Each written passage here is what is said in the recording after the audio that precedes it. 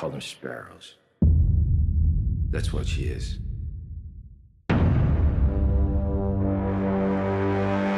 You know, if this movie were about 15 or 20 minutes shorter, I think it'd be amazing. I remember when the trailer first launched for Red Sparrow, everyone was talking about how this looked like it was essentially going to be an unofficial Black Widow movie, but it really isn't that. Based on a novel written by an actual former CIA operative, Red Sparrow explores the ins and outs of international espionage without any of the glamour or over-the-top liberties that define a lot of other movies with this subject matter. It's one of those spy thrillers where you spend a large portion of the movie's runtime wondering exactly which side the various characters are going to end up being on, and in that regard it's a lot like last year's film Atomic Blonde in concept, but couldn't be farther from it in execution. While Atomic Blonde was the type of espionage film that introduced new plot threads or added new details to existing ones every few minutes, This was never part of the plan. It was part of mine. Red Sparrow is surprisingly straightforward for a spy movie. It follows Jennifer Lawrence as a Russian spy who has specifically been trained for seduction, called a Sparrow, who gets sent on a mission to find out the identity of a mole within the Russian government and has been feeding information to the Americans through a CIA agent played by Joel Edgerton.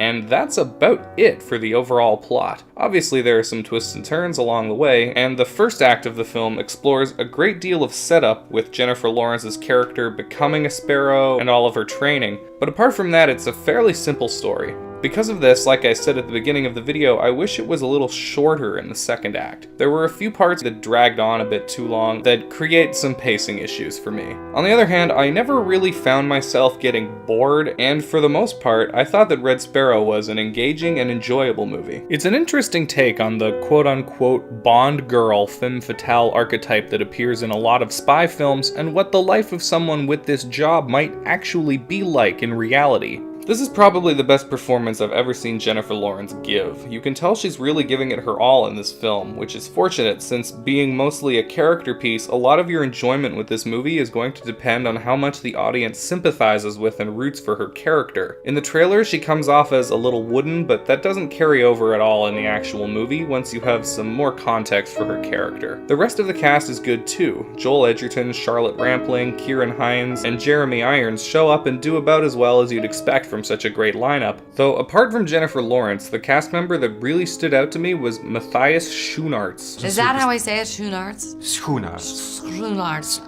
I've been saying Schoenaerts. Have any of your interviewers gotten your name right?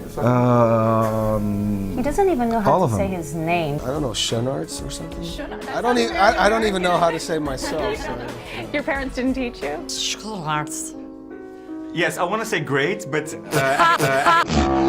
Matthias Schoenaerts, who is very intimidating in the movie. The entire cast, apart from Edgerton, spends the movie speaking with Russian accents, and all of them do a fairly good job of it. That, however, brings me to my only real complaint, apart from the shaky pacing, that I had with Red Sparrow. Nearly all of the characters in this film are meant to be Russians, speaking Russian to each other in Russia. Except they aren't speaking Russian, they're all speaking English to each other in Russian accents. There is a traitor in the government. His last known contact is an American. Get close to him and establish trust.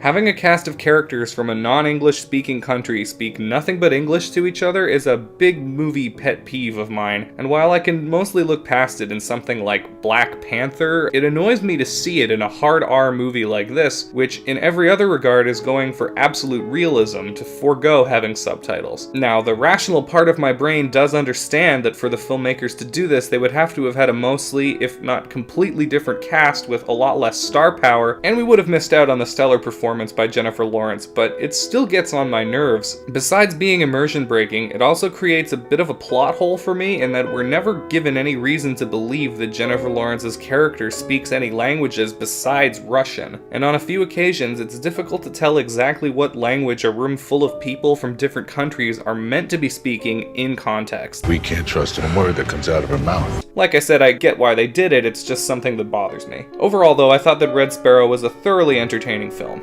it's not going to be for everyone. There really isn't any action or comedy to speak of in the film, which is probably going to turn some people off. And one other thing I should mention is that unless you have a bit of a constitution for sexual violence in movies, you should maybe skip this one. It does get a tad graphic once or twice. But if none of that sounds like a deal breaker to you, and you enjoy a good espionage thriller, I'd say definitely check out this movie. I enjoyed it quite a lot. Thanks for watching. If you liked this video, please hit the like button and subscribe if you haven't yet. Leave a comment down below what you thought of Red Sparrow if you saw it, and be sure to check out some of these other links on the screen if they look interesting to you. Thanks very much again for watching, and take care. Mole, mole, mole, mole, mole.